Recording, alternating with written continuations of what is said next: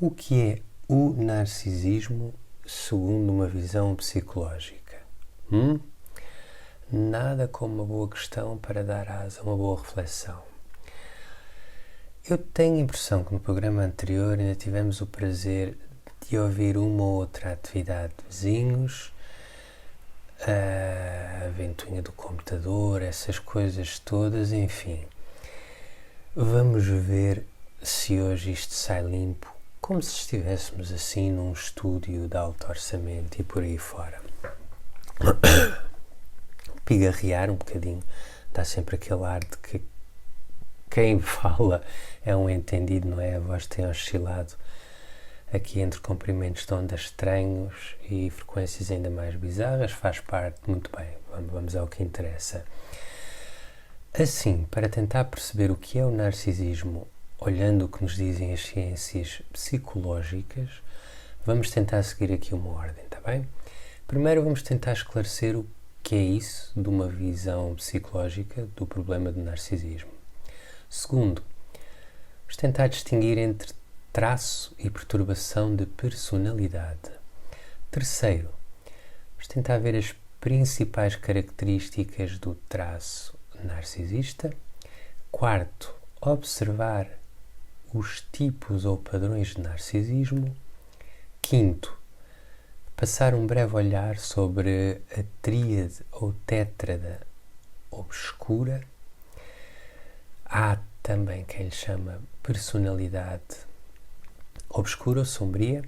Sexto, ver as principais comorbidades. E sétimo, analisar a epidemiologia. Palavrão.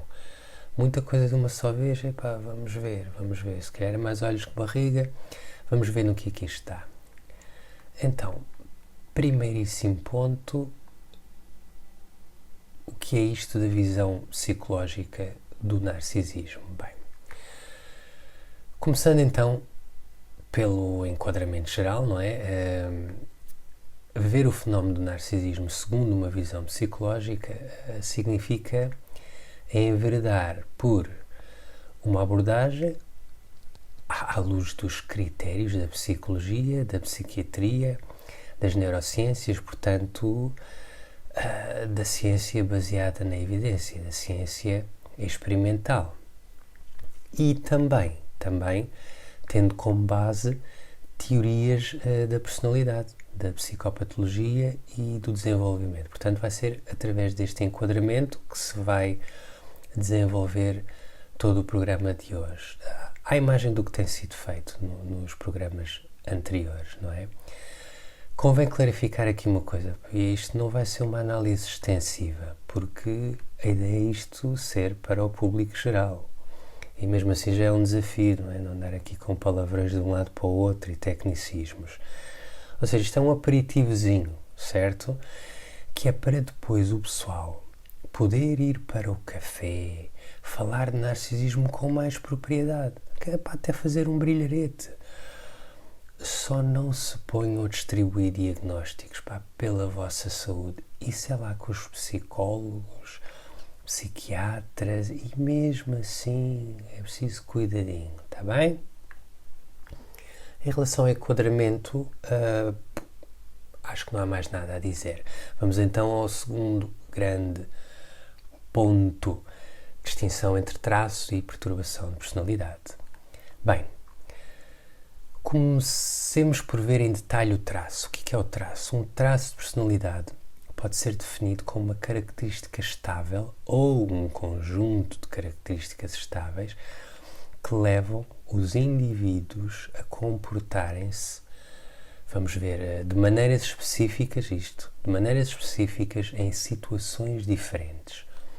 Portanto, de um modo simples, a personalidade de uma pessoa é, de algum modo, uma constelação de traços estáveis, e resulta da interação entre fatores inatos, ou seja, o que nasce com a pessoa, e o processo, o contexto de desenvolvimento da pessoa, ou seja, fatores ambientais.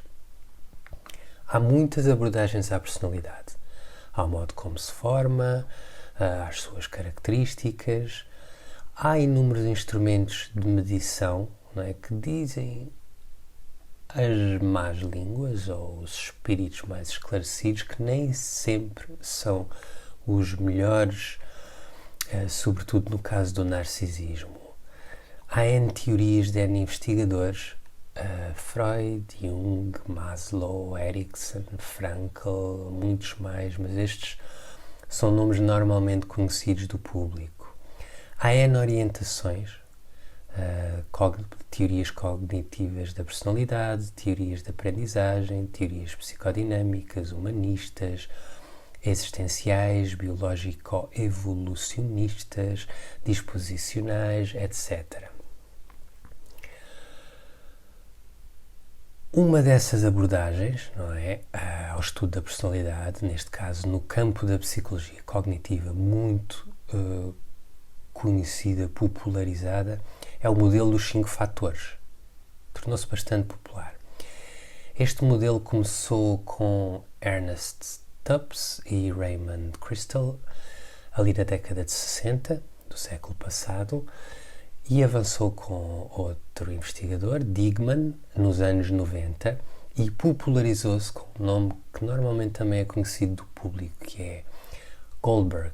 Popularizou-se com Goldberg. É conhecido devido à literatura de divulgação científica nesta área das neurociências. Bem, segundo este modelo dos 5 fatores, embora exista uma multiplicidade de traços de personalidade, lá está, uma personalidade é uma constelação de traços, não é? Mas segundo este modelo, considera-se que 5 traços são basilares, são essenciais.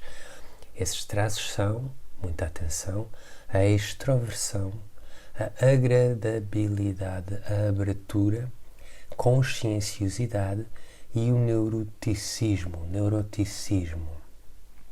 Ora, o narcisismo surge precisamente entre a miríade de outros traços que estão associados a estes 5. Não é? Há estes 5, segundo esta teoria, atenção, há estes 5 traços de personalidade e depois há muitos mais, sendo que o narcisismo é um desses traços. Ora, concretamente, este traço narcisista de personalidade depois manifesta-se num espectro. Já vimos isto em programas anteriores, vamos ver outra vez. Ou seja, o traço pode ser mais ou menos acentuado, resultando que haverá narcisistas, por exemplo, com mais ou menos falta de empatia. Varia bastante neste sentido. Em geral, podemos ver o espectro narcisista de 2 maneiras. Não é? Em psicologia, em geral, vê-se isto de 2 maneiras. Pode-se ver o espectro como sendo sempre insalubre, ou seja, sempre doentio, portanto, como se fosse tóxico dentro de uma escala, por exemplo, de 0 a 100. Este narcisista tem 20% de falta de empatia, mas aquele já tem 90%. Logo, o segundo será um caso mais grave. Ora, isto é para explicar, salvo seja, e isto, a percentagem é só uma imagem para tentar explicar um bocadinho melhor. Literalmente a coisa não é assim, mas acho que a ideia se faz entender. Isto é a primeira maneira de ver o narcisismo dentro de um espectro. Pois há uma segunda maneira, que é, também se pode considerar o espectro como variando entre um narcisismo saudável, subclínico ou patológico. Saudável entende-se bem. Subclínico é quando existe narcisismo, mas não é suficiente para ser considerado patológico. E o narcisismo patológico também se entende. É quando se torna doentio para a pessoa e para quem está à volta da pessoa. Ora, agora vou meter aqui a colherada, não é? Quer dizer, é tentador discordar disto, de se falar em narcisismo saudável, mas também pode acabar por ser uma questão de emprego de palavras, de terminologia, de opções teóricas. Talvez fosse melhor assumir que o narcisismo é sempre tóxico e que depois pode haver amor ou respeito por si próprio, autopreservação. Isto são aspectos totalmente diferentes.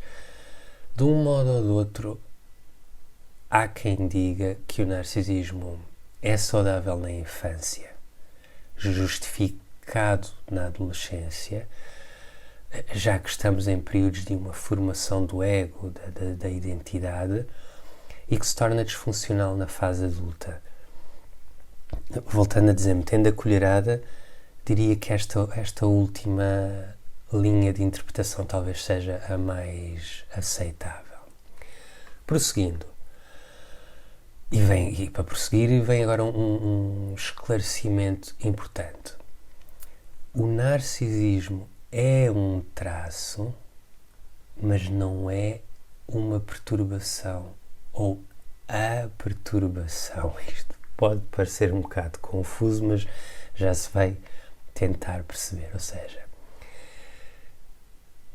a diferença entre traço e perturbação é uma distinção técnica que, interessando sobretudo a profissionais de saúde, acaba por ser importante que também seja esclarecida. Ou seja, nós podemos ter uma pessoa com o traço narcisista muito forte, mas que não tem a perturbação de personalidade narcísica. Porquê?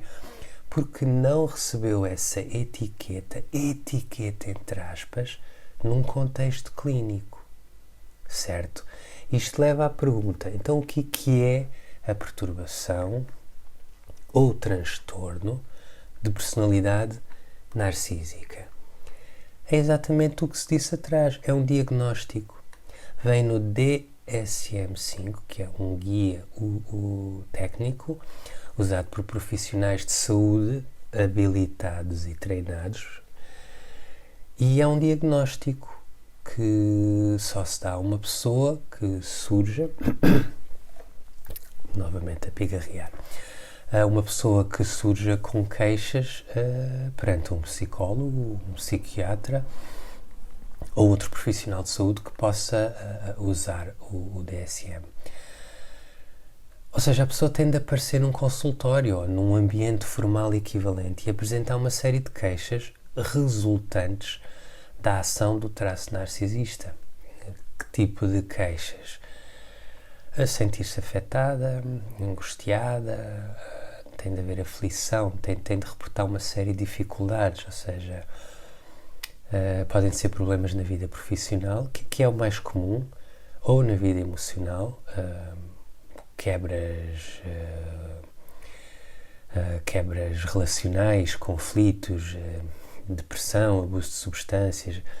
Em suma, a pessoa tem de sentir um mal-estar consistente, um sofrimento generalizado, um desconforto, um caos difundido às várias áreas de vida, na pessoal, familiar, social, que a leva a procurar ajuda psicológica. Portanto, volta-se a frisar, a diferença entre narcisismo ou traço narcisista e perturbação de personalidade narcísica é de ordem técnica. Importa muito mais a profissionais de saúde psicológica e mental e a quem os consulte, certo? Quanto a isto, deixa cá ver, quanto a isto, pode-se dizer que, ok, eu acho que isto é outra maneira de explicar isto também, que toda a pessoa que tem perturbação de personalidade narcísica é narcisista, ou seja, tem o traço narcisista saliente, mas nem todo narcisista tem a personalidade, a perturbação de personalidade narcísica, não é? Porque não recebeu o diagnóstico. Em última análise, podemos ter uma pessoa com o traço narcisista, não é? É o que se conclui, bem mais tóxica do que uma pessoa com o diagnóstico de perturbação de personalidade narcísica, o que até é frequente. Ou seja, isto é uma formalidade, mas convém distinguir, portanto, repisando. Isto eu estou a repetir muitas vezes que é para vocês estarem muito bem preparados quando estiverem a fazer o brilharete lá no café ou na esplanada, está bem? Falem disto com propriedade. Já viram quão incrível pode ser explicar a diferença entre o traço e a perturbação? E isto causa boa impressão. Portanto, repisando, a pessoa a quem se dá o diagnóstico de perturbação de personalidade narcísica é aquela pessoa que chegou a um gabinete de ajuda psicológica por ter a vida em fanicos como resultado do seu traço narcisista. Ela pode nem ter consciência de que o narcisismo é a raiz do seu problema. Aliás, isso é a situação mais frequente.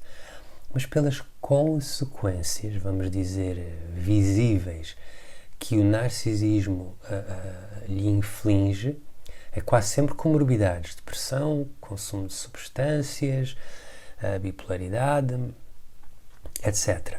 Ela vai em busca de auxílio.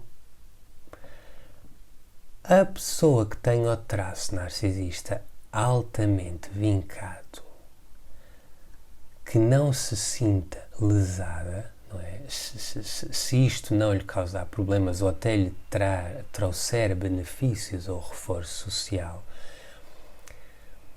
não sente qualquer necessidade de se questionar, tampouco de procurar ajuda e fica pela distinção de narcisista. Entendido? Acho que sim, acho que agora já se pode avançar.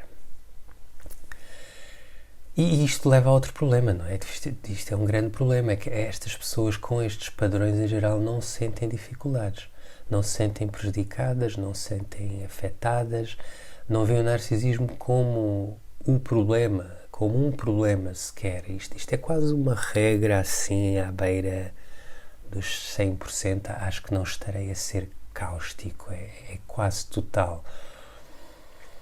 Se houver algum tipo, ou quando há um tipo de confronto a este nível, normalmente estas pessoas defendem-se, racionalizam, compartimentalizam, projetam frases tipo: o problema não é meu, é teu. Sabem sempre mais que o outro, mesmo que o outro seja um médico, um psicólogo competentes. Enfim, a falta de empatia limita-lhes o entendimento, seriamente, dito de um modo simples. Isto não é muito elegante, mas pode seguir por estes palavreados, por este palavreado que vem a seguir, que estas pessoas ficam de algum modo emburrecidas, sobretudo devido à falência na esfera emocional. Nós precisamos... Tem de haver uma inteligência emocional. Quando essa inteligência emocional está reduzida, há muita coisa que a pessoa não compreende, que é aqui o caso. Então, é muito daqui desta situação que resulta um dos grandes anátemas, outro palavrão, para impor solenidade à coisa, não é? É muito daqui que resulta um dos grandes anátemas do traço narcisista, o facto de que, em geral, o narcisista causa mais problemas a terceiros do que a si próprio, sobretudo à família. Pelo menos enquanto não se autodestrói. Isto costuma ser quase sempre assim. Não se autodestrói de um modo visível, porque no fundo isto é sempre autodestrutivo, não é? Bem, daqui vem a ideia cada vez mais prevalente de que estar perto de um narcisista é como ser um fumador passivo. Tragicamente, às vezes morre primeiro o passivo que o ativo, portanto, cuidado, muito cuidado. Para finalizar esta questão da diferença entre traço e diagnóstico, se não enjoa, não é? O povo começa a adormecer. É importante explicar que os profissionais de saúde psicológica não diagnosticam narcisismo a uma pessoa se ela fizer mal aos outros, somente e apenas se ela se sentir mal e procurar ajuda. Ou seja, se uma pessoa surge no gabinete do psicólogo e se percebe que é vítima de abuso narcisista, esse psicólogo não vai diagnosticar a perturbação de personalidade narcísica ao abusador. Vai entender que terá o traço narcisista proeminente, altamente tóxico, e agir em função disso perante quem o procura, não é? Voltando aqui a um linguajar de senso comum e como diria ínclita, mais um palavrão, toma, tudo ir ao dicionário, ínclita doutora Ramani, não se diagnostica uma pessoa por correspondência ou por ser mazinha ou por ter problemas de caráter, tá? Não há diagnósticos à distância ou colaterais, o diagnóstico vem sempre de uma relação vem sempre de uma relação direta e ao próprio, certo? Portanto, e para seguir com isto, vimos o traço, vimos as distinções, estamos na perturbação de personalidade narcísica. Para diagnosticar este tipo de perturbação, é preciso que se verifiquem pelo menos 5 de uma lista de 9 critérios de classificação presentes no tal DSM-5. E o que isto quer dizer? Manual Diagnóstico e Estatístico de Perturbações Mentais, 5ª edição. Além disso, os critérios, os sintomas, deverão ter ocorrido no início da idade adulta e num cenário de padrão consistente e persistente, não é? Que 9 critérios são esses? Ora, vamos lá abear. Primeiro, grandiosidade, portanto, ter uma sensação exagerada e infundada na própria importância dos próprios talentos, achar que tem de ser reconhecido como superior. Segundo critério, preocupação com fantasias de realizações e de sucessos ilimitados ao nível de influência, poder, dinheiro, fama, inteligência, beleza, amor. Sim. Terceiro critério, ter a convicção de ser especial, tão único que não pode ser entendido por gente pequena. Os outros não conseguem compreender o quão especial se é. E por isso, só há associação a pessoas consideradas do mais alto calibre.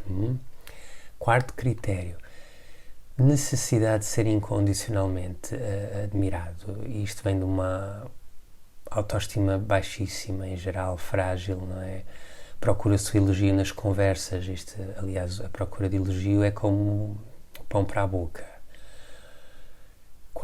Quinto critério, sentido de titularidade ou de merecimento. É aquela coisa que se ouve muito em inglês, o entitlement. Neste caso, haver uma expectativa de que a pessoa tem uma expectativa de que olhem para si de um modo favorável, por definição, só porque sim, portanto, sem que haja razões para isso.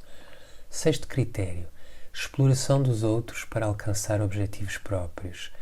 E pode ser uma exploração deliberada ou uma consequência da perturbação. Sétimo critério, falta de empatia. É uma incapacidade ou indisponibilidade, isto já vem um bocadinho da minha lavra, de compreender os sentimentos dos outros. Este critério é partilhado, por exemplo, com a perturbação de personalidade antissocial. Oitavo critério, inveja.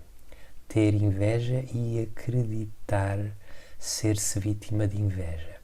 Nono e último critério, arrogância.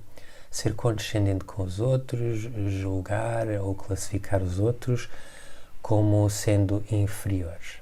Repete-se. Se 5 destes 9 critérios se verificarem na idade adulta de um modo consistente, habemos diagnóstico. Boa?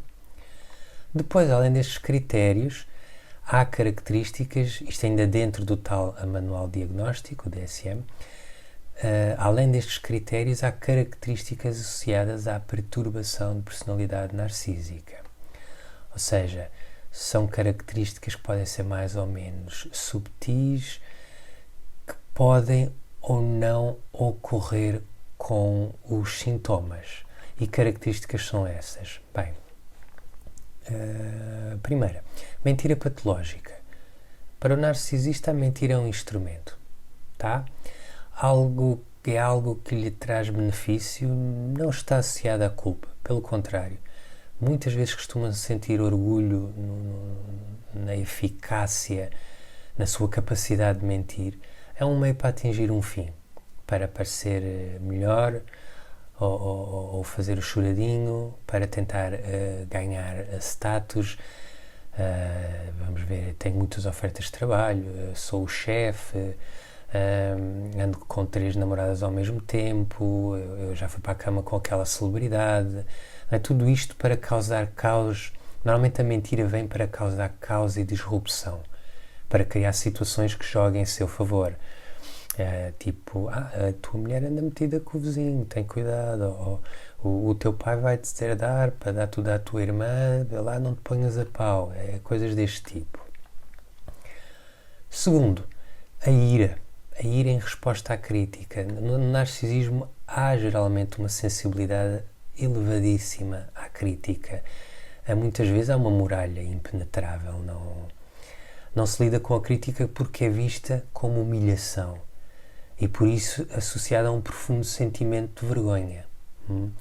A ira pode também vir depois, em função disto, a ira pode também vir assim de um modo vulcânico, não é? Sobretudo se houver um desmascaramento, se houver uma confrontação relativamente às mentiras. Outro aspecto, outra característica associada, nenhuma quantidade de elogio pode compensar uma crítica feita. No fundo vem do aspecto anterior, não é? Há um contínuo enfoque no negativo. Deixa cá ver. Isto com exemplos é mais fácil. Ora, estás agora a dizer que sou bonito, mas uma vez chamaste-me feio. Foi no dia 3 de abril de 1999, pelas 15h18, no 2º banco do Mirador da Graça. O que interessa é a crítica que foi feita. Se 20 anos depois houve críticas positivas, isso já não interessa. Quarto ponto, não é? Vimos aqui a mentira, a ira, o enfoque no negativo. Quarto ponto, baixa autoestima. Isto também que está quase sempre presente, é basilar em geral. Há um frágil sentido de si.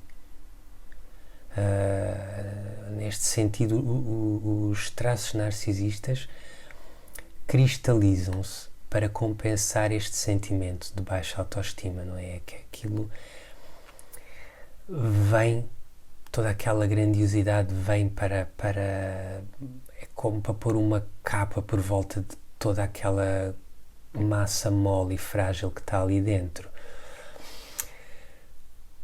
Esta ideia da autoestima é relativamente controversa, sobretudo devido ao entorno narcisista, não é? O ambiente narcisista em que vivemos, porque vamos lá ver, o que é ter autoestima? Responder a todas as necessidades, caprichos do ego, ou simplesmente agir de um lugar de autopreservação? É importante, não é? No mundo em que vivemos, não confundir narcisismo com ter autopreservação, com ser-se confiante, mas isto já são outros 500, não é? Para outras discussões. Em todo caso, a autoconfiança é um sentimento saudável, não é? E o narcisismo não. O narcisismo é um traço, volto a dizer, apesar de haver quem diga que pode estar num espectro saudável, eu diria que não. Neste caso, a pessoa autoconfiante não precisa de se blasonar, de se andar a gabar, de inferiorizar o próximo, de ser o centro das atenções. Aliás, em geral, até fica calada, que é exatamente o oposto do narcisista em geral.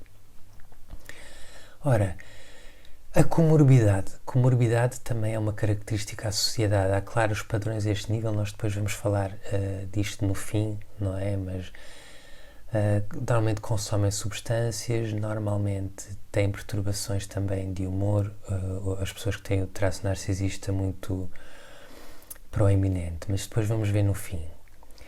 Outra vamos para aqui, sexta? Sim. Outra característica associada é botar a culpar os outros quando as coisas não lhes correm de feição. não se assumem as responsabilidades se houver uma percepção de falha ou erro, se as coisas foram para a esquerda quando se queria ir para a direita. Pronto. Outra característica associada, normalmente falhanços repetitivos, ou seja, ao nível da vida. Isto acompanha o narcisismo em geral, mudanças de trabalho, rupturas, despedimentos. As rupturas costumam ser violentas, mirabolantes, vingativas, porque parecem não aprender com a experiência. Isto também é uma característica quase sempre ou muito presente. Outra, a oitava, não é? Não são bons ouvintes. Isto também é quase uma regra de 100%, não é? Às vezes até parecem estar a ouvir, mas quando respondem é com informação sobre eles ou sobre o que lhes interessa a dizer, ou seja, ficam calados quando ficam, à espera que o interlocutor se cale para falarem deles ou do que lhes interessa. Isto é uma característica associada a ter muita atenção. Outra, se há tendência para casos extraconjugais, isto também é um clássico, não é? Na relação a dois tendem a sentir aborrecimento, ter pouca tolerância à percepção de tédio, sendo que também podem ser ostensivamente disruptivos a este nível, não é? Tipo, ainda aqui ao coloquial, sim, encornei porque sim, ninguém tem patavina a ver com isso. Às vezes nem sequer racionalizam. Isto, em termos de características associadas, normalmente estas são assinaladas. Enfim, já há aqui muito em que pensar. E lembrem-se, pode ser tentador ir identificando quem à nossa volta apresenta estes traços e características associadas. Os sintomas, mas também podemos tentar ver se os temos ou quando os temos, porque isto pode estar presente em nós e não tem que estar presente só e necessariamente nos outros, tá? Em relação ao segundo grande ponto da análise, distinção entre traço e perturbação, acho que há de ter ficado bem entendido, ou pelo menos assim tentei. Vamos para o terceiro grande ponto, ver quais são as principais características do traço, não é? Ou seja, até aqui arrumamos a casa, está praticamente arrumada no que toca a entender a perturbação da personalidade narcísica. Portanto, vamos ver o traço, não é? Mas eu acho que não disse uma coisa que é importante. Não é? Outro aspecto fundamental, não é? Fundamental para se estar na esplanada a falar de narcisismo, é o seguinte: há um só tipo de perturbação de personalidade narcísica, mas pode-se falar de vários tipos de narcisismo ou traço narcisista, certo? Pronto, isto é importante. E tem implicações, não é? Porque depois há inúmeras combinações possíveis e sobreposições, para quem gosta do inglês, não é? A malta que acha que o inglês é que é o chamado overlap, tá? Isto resulta que há diferentes tipos de narcisismo e narcisistas, porque estamos a falar de padrões. Isto são padrões, no fundo os traços são padrões que variam no espaço e no tempo, consoante a resposta que a pessoa narcisista dá às pressões ambientais. Por exemplo, pode haver uma mudança, esta voz hoje está aqui muito a pigarrear, pode haver uma mudança, entre aspas, de narcisismo maligno ou grandioso para um narcisismo de vulnerabilidade com a velhice. Não é? Isto é comum acontecer por força das circunstâncias, por opção estratégica, mas eu acho que devemos de ver isto com outro detalhe. Por isso, sendo que há estas diferenças dentro do traço narcisista, o traço narcisista pode variar, ao contrário da perturbação, volto a referir. Se o traço narcisista pode variar, então vamos começar por explicar o que é comum a todos os narcisistas, em termos de traço, não é? Ou seja, nada mais, nada menos que um padrão estável e duradouro dos principais critérios e características que foram mencionados para a perturbação, não é? No fundo é a repetição da cantilena que se recitou quando se falou da perturbação de personalidade narcísica, não é? A falta de empatia, a grandiosidade, é o sentido de titularidade, ou merecimento, talvez merecimento, não sei se seja mais adequado, é a superficialidade, é a procura crónica de admiração e validação, a arrogância, aquela tendência à ira, aquela tendência a manipular e explorar os outros, o ciúme, a inveja, a projeção, a racionalização, a postura sedutora, enfim. Isto é o que é comum ao traço narcisista, aos diferentes traços narcisistas em geral, não é? Numa frase, são criaturas altamente inseguras e por isso altamente controladoras que têm de estar por cima de tudo e de todos, seja como for. São crianças, são adolescentes encravados num corpo de adulto.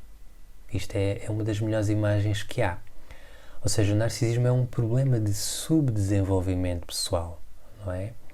Com uma lógica expressão no coletivo, não é? Mas é um problema de subdesenvolvimento pessoal. A pessoa não cresceu. Isto é algo que veremos com mais atenção também, se houver oportunidade. Ora, isto relativamente aos traços, está visto, podemos entrar no quarto ponto, deixa-me consultar aqui, exato, podemos entrar no quarto ponto, que são os tipos ou padrões de narcisismo. Não é? Vimos o que é comum, exatamente. Agora vamos ver o que é que varia dentro dos diferentes traços narcisistas. Narcisista. Epá. Então, em que medida podem os narcisistas ser diferentes entre si? Bem, assim, quanto aos tipos, temos fundamentalmente dois grandes tipos de traço narcisista. Geralmente, a partir destes, estabelecem-se outros, mas temos dois grandes tipos. Primeiro, temos o grandioso clássico. A característica definidora é a de manifestar o narcisismo de um modo extrovertido, ostensivo, portanto, é o típico basófias, eu sou o maior, tá? Este é o grandioso. Depois, o outro grande tipo é o vulnerável, também há quem lhe chama o encoberto ou dissimulado. Aqui, a característica definidora será de manifestar o narcisismo de um modo introvertido, dissimulado. Portanto, é aquele narcisista que guarda toda a basófia para si. Em geral, é um passivo agressivo. Estes são os dois principais, grandioso e vulnerável. Quanto aos subtipos, começando de algum modo pelo pior, temos o maligno tóxico. A característica definidora será a de elevar à potência os aspectos mais perversos, mais maléficos, vamos chamá-los assim, do traço narcisista. De algum modo, muitas vezes misturando-se com a psicopatia. O maligno muitas vezes mistura-se com o psicopata. Depois temos o comunitário ou o bom samaritano. Ora, este tem ali a principal característica, que é o exercício da soberba no palco social, não é? Estamos a falar do especialista de algo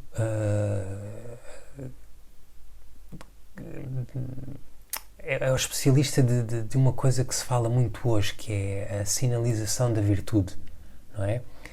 Quase sempre sob a forma de caridade condicional ou de viés ideológico, não é? Aquela gente que se dedica àquelas causas identitárias de um modo mais agressivo e obstinado do que muitos fundamentalistas religiosos.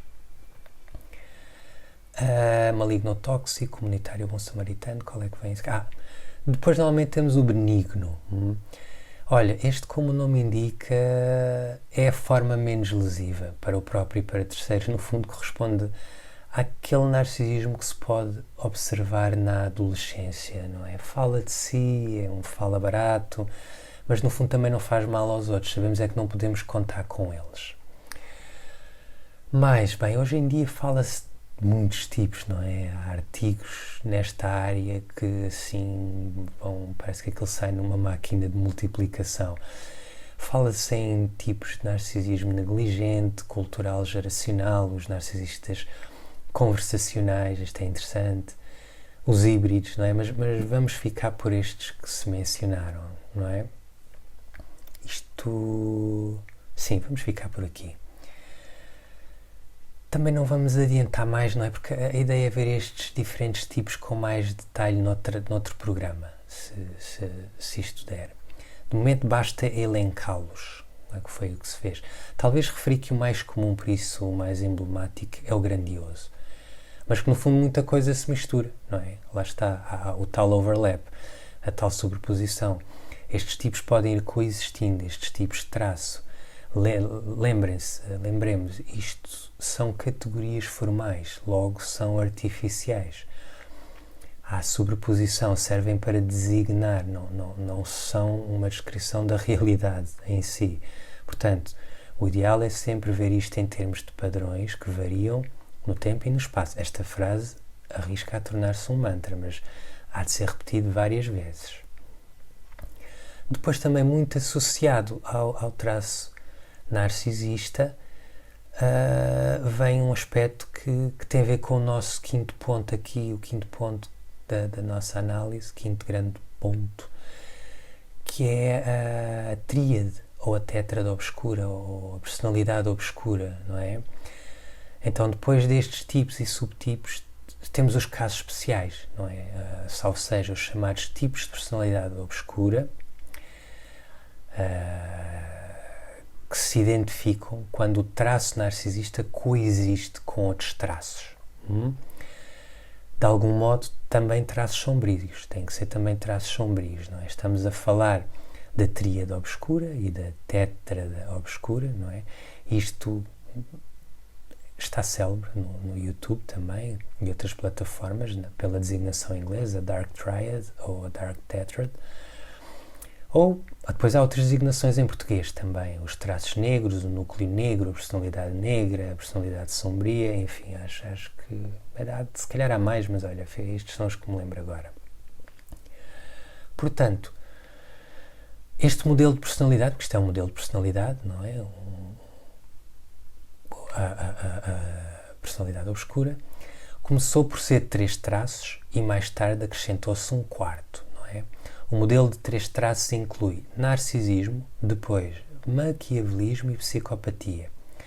O de 4 traços inclui os traços anteriores mais o sadismo, certo? Então, ambos os modelos, a tríade e a tétrade, são constituídos por traços, não são perturbações diagnosticáveis, é isto que eu quero dizer, seguindo a lógica anterior de fazer a distinção entre traço e perturbação. Em termos de diagnóstico, estes traços, a tríade e a tétrade, podem ter uma associação com a perturbação de personalidade narcísica e, sobretudo, com a perturbação de personalidade antissocial, mas não são a mesma coisa em termos formais, está bem? Estes tipos de personalidade obscura, tanto no caso da tríade como da tétrade, estão associados ao tipo de narcisista maligno ou tóxico, não é? Isto extrapola à psicopatia, porque leva ao extremo a maioria das características apresentadas, acrescentando outras particularmente difíceis, cáusticas mesmo. A falta de empatia é muito mais acentuada, mas pronto, por agora ficamos por aqui, não é? Ora, isto dos tipos de personalidade obscura, sim, vamos ficar por aqui. Isto também pode dar um programa à parte. Bem, isto hoje é só ideias para programas à parte, não é? Porque isto é interessante, porque depois isto da personalidade sombria hoje em dia é comparado com um tipo de personalidade luminosa, não é? O light triad em inglês, é uma espécie de contraparte, mas benfazeja, tipo luz contra as sombras, e isto pode ser interessante. Por agora fica a menção, pronto, porque parece importante na lógica que se tenta aqui seguir. Vamos à comorbidade do sexto, isto já vai tão grande que é o sexto grande ponto do programa de hoje. Bem, entrando nas comorbidades, o que é comorbidade? É quando a patologia, quando patologias independentes coexistem, certo? Já tinham sido mencionadas quando se falou das características associadas à perturbação de personalidade narcísica, mas vamos agora voltar a referir, não é? Assim, as comorbidades associadas ao narcisismo dependem muito do facto de se alimentar ou não o traço. Se não for alimentado, as comorbidades normalmente estão associadas a sintomas depressivos. Se o traço narcisista for alimentado, normalmente pode levar a sintomas maníacos, certo? Faz sentido, acho que se percebe. Deste modo, as principais comorbidades identificadas com a perturbação de personalidade narcísica costumam ser a depressão e a bipolaridade. Pronto, é um corolário. Mas há outras em geral, A anorexia nervosa está muito associada à questão do controlo. O consumo e abuso de substâncias, já se falou, sobretudo cocaína e álcool, para preencher o vazio ou estimular a grandiosidade. A sexualidade compulsiva ou impulsiva também é frequentemente presente, assinalada. Em termos de comorbidade com outras perturbações de personalidade, bem, normalmente encontramos comorbidade com a perturbação de personalidade antissocial, muitas vezes misturam-se, com a perturbação de personalidade histriónica, que isto, entretanto, acho que já passou a ser traço ou característica. Olha, boa, devia ter verificado isto, pode ser que um dia se fale, mas acho que isto já foi, acho que foi integrado no narcisismo, a perturbação histriónica. Antissocial, histriónica, a borderline, também normalmente está muito associada ao narcisismo, e a paranoide, a perturbação de personalidade paranoide também. Aqui talvez seja importante, para fechar este sexto ponto, reforçar um comentário ou crítica, não é, que já se colocou anteriormente. O ideal é pensar menos em termos de categorias e mais em termos de padrões que se tocam e misturam entre si, que variam, não é? Temos constelações de padrões com variabilidade no tempo e no espaço. É importante não ficarmos agarrados às etiquetas, nem para nós, nem para os outros, sobretudo nestas situações. Podem ser pouco leves ou pesadas, conforme se queira usar o palavreado, certo? Finalmente, o sétimo grande ponto deste programa de hoje, que já vai assim, tipo, eterno, é a epidemiologia, o tal palavrão. Não é? Para terminar, senão mal tendem a ter esgotamento, ad retro, vejamos esta epidemiologia, ou seja, o que é epidemiologia? É a ocorrência e distribuição do traço narcisista e da perturbação de personalidade narcisista na população. Neste caso, estima-se que 1 a 5% das pessoas têm o diagnóstico de perturbação de personalidade narcísica. Depois há uma estimativa oficiosa, que, sobretudo entre terapeutas e investigadores especializados nesta área, de que 50% talvez das pessoas neste momento tenham o traço narcisista assim nos píncaros. Pode ser um pouco menos, pode ser um pouco mais. Isto é, o que é que isto quer dizer? O que é diagnosticado é a perturbação. Isso é pouco, é 1 a 5% das pessoas da amostra.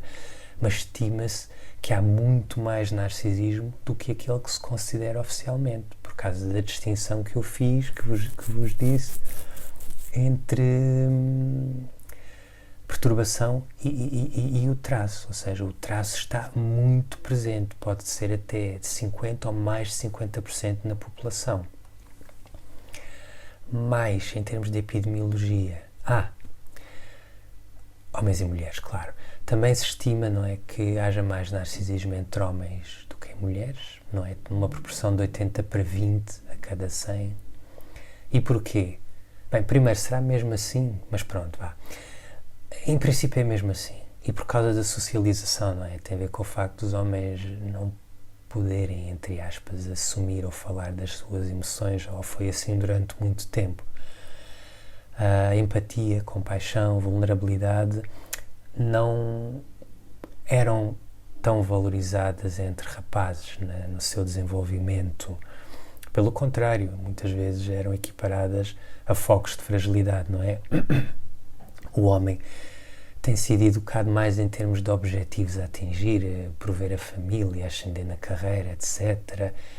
De algum modo parece que isto levou a que o traço narcisista fosse mais presente nos homens, é o que diz a investigação em geral. E em todo o caso, a investigação também diz que isto está a mudar.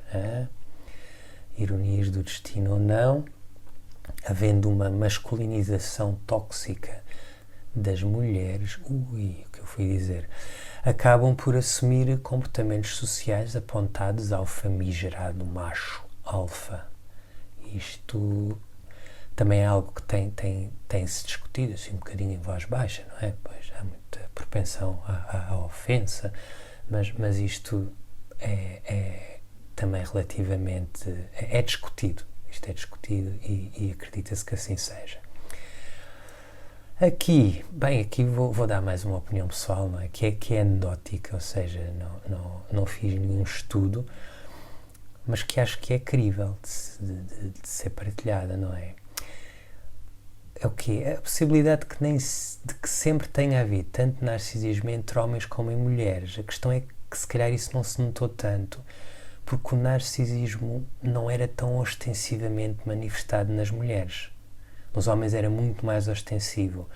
Nas mulheres o narcisismo se calhar tem sido mais oculto, mais do género vulnerável, e nos homens mais extrovertido, ou seja, mais grandioso, mais projetado para o exterior. Isto é uma ideia que me tem surgido e não sou a Ferrara, não sou o único, pelo contrário. Mas pronto, é uma ideia que aqui está, até porque lá está. De um modo ou de outro assume-se, porque de algum modo se verifica que há cada vez mais narcisismo entre mulheres. E em termos gerais ainda, deixa cá ver, no que toca a números, há a ideia convicta de que isto está a aumentar. E muito, não é? Fala-se até de um conceito que é uma espécie de narcisismo adquirido, não é? Quando o estado narcisista passa ao traço e o traço passa à perturbação, não é? Quer dizer, quando se incute que tudo ao nosso redor, não é, tem a ver com o nosso umbigo, não é? Quando celebridades ególatras são um modelo a seguir, quando sociedades e culturas fomentam o narcisismo como guia para ser bem-sucedido no mundo, enfim, os estados narcisistas fatalmente acabam por se tornar em traços ou na perturbação narcisista. E pronto, nem sei em quanto tempo é que isto vai. Acho que se conseguiu ver cada um dos temas propostos. Quem sabe tenha ficado pelo menos relativamente claro o que é isto do narcisismo, o traço, a perturbação, blá blá blá blá blá blá. E boa sorte quando forem para a esplanada falar disto tudo. Qualquer coisa já sabem, opinem se quiserem, gostem, não gostem, subscrevam, não subscrevam, é à vontade do freguês.